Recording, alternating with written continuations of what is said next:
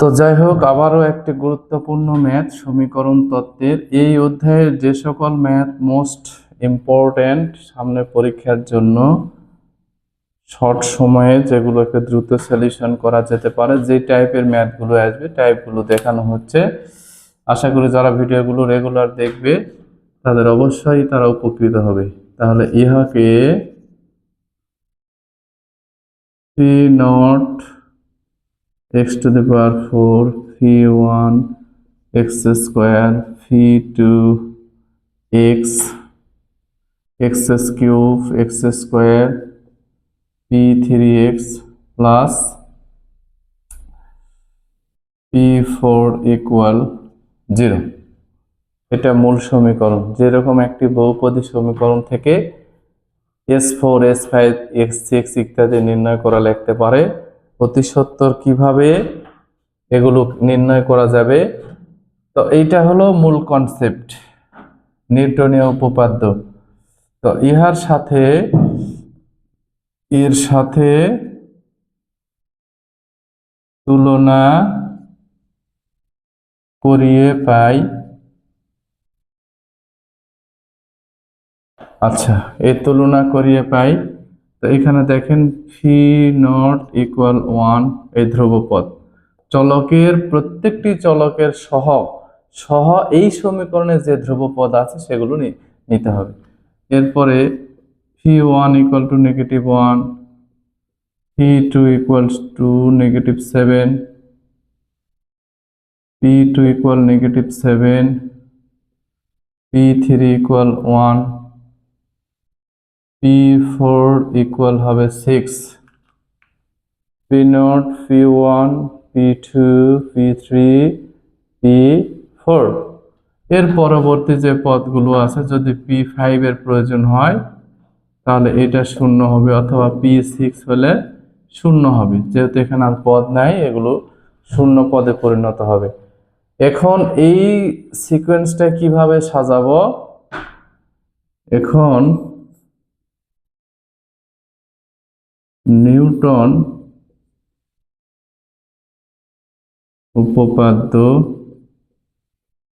হতে পাই s1 plus phi1 equal 0। তাহলে এবার phi1 এর মানটা বসিয়ে দেব 0, অতএব h1 সমান 1। এরপরে বের করব s2 plus s1 phi1 2p2 equal 0। মনে রাখবেন যে এই সমীকরণটা কিভাবে সাজানো হচ্ছে, s1 প্লাস p1 এটা প্রথম স্তর, এর পরবর্তীতে s2 s3 s4 এভাবে আছে। s টা কমতে থাকবে, p বাড়তে থাকবে, এবং সর্বশেষে যখন s1 হয়ে যাবে তখন মোট পদ সংখ্যা যত হবে তত। যেমন এখানে s2 থেকে s1 হয়ে গেল, তাহলে 1 2, তাহলে 2p2 ইকুয়াল হলো 0। এবার মানগুলো বসিয়ে দিই। s2 নির্ণয় করব, তাহলে s2টা স্থির রয়ে গেল, প্লাস s1 বের হয়েছে 1, আর এখানে p1 বের হয়েছে কত, -1 প্লাস 2, এরপরে p2 কত, -7 ইকুয়াল 0, s2 -1 -14 ইকুয়াল 0, তাহলে s2 ইকুয়াল হবে 15। তাহলে s2 নির্ণয় করলাম। এরপরে s3 নির্ণয় করব। তাহলে দেখেন s3, এবার sটা কি হবে, এই যে 1 করে কমে যাবে, তাহলে 2 হবে।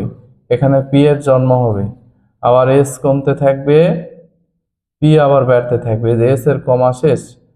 তাহলে 1 হয়ে গেলে s আর যেতে পারবে না, 1 2 3, তাহলে এখানে লিখতে পারবো যে 3p3 ইকুয়াল 0। তাহলে এইখান থেকে এখন আমরা যে মানগুলো নিব, যেমন s3 প্লাস s2 15, আর phi1 -1, s1 1, p2 -7, p3 কত আছে, 1 আছে, ইকুয়াল 0। তো s3 -15 -7 প্লাস 3 ইকুয়াল 0।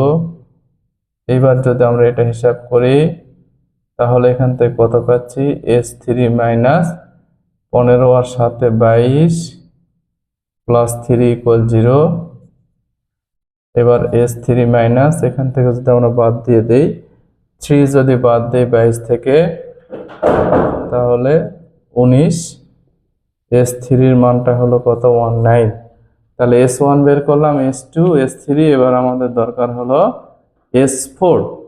তো S4 যদি নির্ণয় করতে যাই তাহলে S4 এর সূত্রটা আমরা লিখব এই যে S4। এই যে সিকোয়েন্সটা কিভাবে লিখবো দেখেন, S4 প্লাস S হলো কমবে P এর জন্ম হবে, আবার S কমবে P বাড়বে, আবার S কমবে P বাড়বে।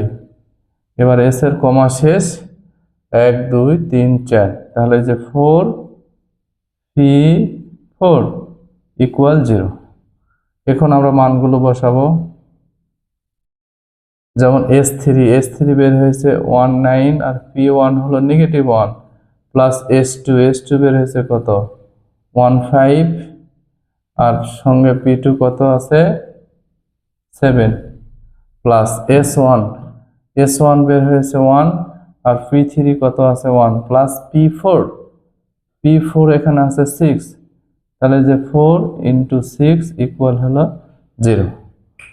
এখন দেখেন এই যে S4 মাইনাস 19, এখানে প্লাস মাইনাসে মাইনাস হবে, এই যে 15 আর 7 গুণ করলে এই যে 5 7 35 এর 5 হাতে থাকে 3, 7 কে 7 আর 3 10, 105 প্লাস 1 প্লাস 24 ইকুয়াল 0।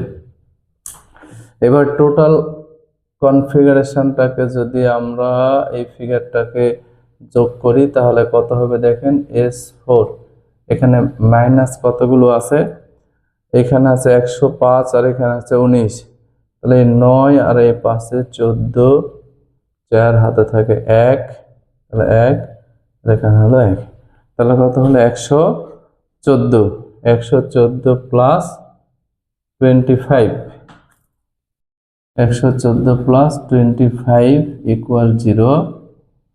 এরপরে S4 এইবার যদি আমরা বিয়োগ করি, আচ্ছা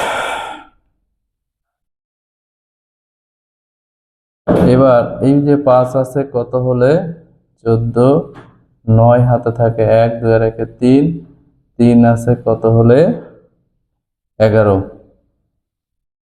তাহলে 8, 89 ইকুয়াল 0।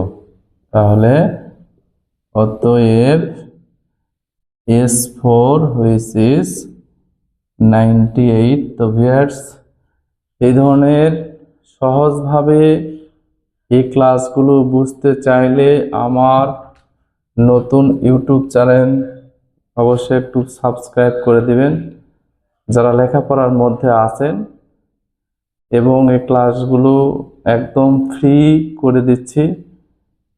যদি কেউ উপকৃত হয় অবশ্যই কৃতজ্ঞতা স্বীকার করবেন এবং সাবস্ক্রাইব করে দেবেন। ধন্যবাদ।